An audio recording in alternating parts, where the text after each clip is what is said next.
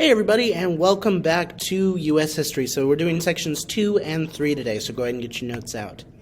So some escalation stuff we need to talk about. So in 1965, we have to start with Operation Rolling Thunder, a bombing campaign of North Vietnam. And then in 1965, in March, we have our first official troops landing in Da Nang, South Vietnam. By June, we were up to 50,000 troops. By the end of the year, 180,000. And General Westmoreland, who we introduced last class, wasn't impressed with the AVRN, and they needed the U.S. troops to defend them.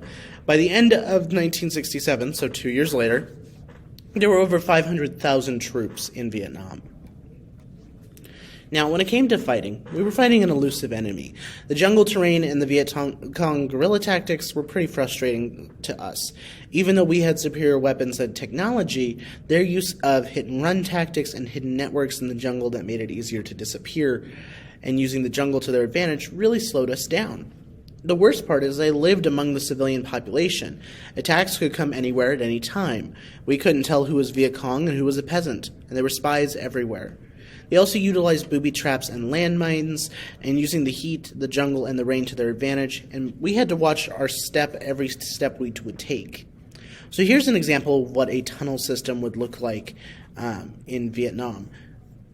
Lot of different places to hide, which made it difficult for us to track anybody down. It was essentially a war of attrition. Westmoreland's plan was to kill as many of the Viet Cong as possible. There was no strategic military objectives, and the goal was to wear them down. However, we misunderstood the enemy. It didn't matter how many we killed, and since Westmoreland said we never lost a battle, they were fighting for their very existence. Now, it was very much a battle of hearts and minds, and they tried to win over the South Vietnamese peasants so the Viet Cong would lose their support, by saying things like, we had to destroy the town in order to save it, utilizing things like napalm, a gasoline-based bomb that set fire to the jungle, Agent Orange, a leaf-killing toxic chemical that killed a lot of people as well from cancer, and search and destroy missions, uprooting civilians, killing livestock, and burning villages to root out the Viet Cong. The U.S. failed to win over the hearts and minds of the South Vietnamese people. On top of that, our morale continued to sink. Due to these guerrilla tactics, the jungle, the weather, any failure to make any strides towards victory really sent U.S. morale down.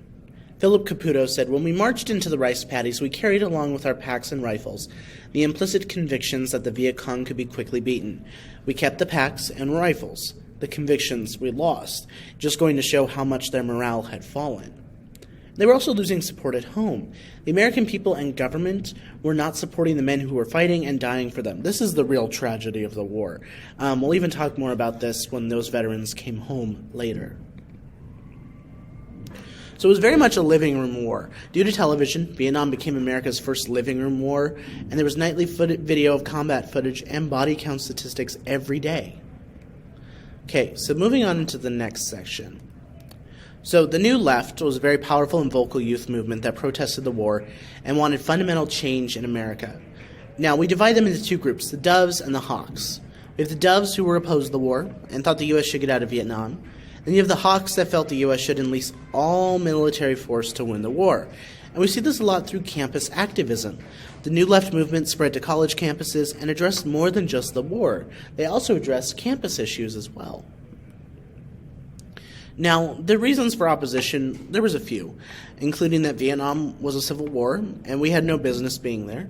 The South Vietnamese government was no better than the communists in North Vietnam. The U.S. could not police the whole world, and they thought the war was morally unjust as a whole. So there was protests all across the country, on college campuses in D.C., Central Park, at the Pentagon, singers and songwriters, veterans, people burned their draft cards and said things like, "Burn cards, not people, and hell no, we won't go fight in this war." Now, during the protests, 200,000 were accused of draft offenses, and 4,000 would be imprisoned. An additional 10,000 would flee to Canada to escape the draft. So, the support for the war. In 1967, the majority of Americans still supported the war, and 70% thought that the protests were an act of disloyalty. They were shocked that people protesting a war that Americans were fighting and dying in. You can read this quote down below. Now, the Tet Offensive was a major fail for the U.S. forces. And since this was a living room war, everybody saw it. And it massively fueled that anti-war movement. After 1968, more and more Americans opposed the war, including the March on Kent State in 1970, where the National Guard opened fire and killed 4 college students during the protest. All right, so that is it for notes for today. There is a Shag reading packet for you all to do. It is posted on Google Classroom. Bye, guys.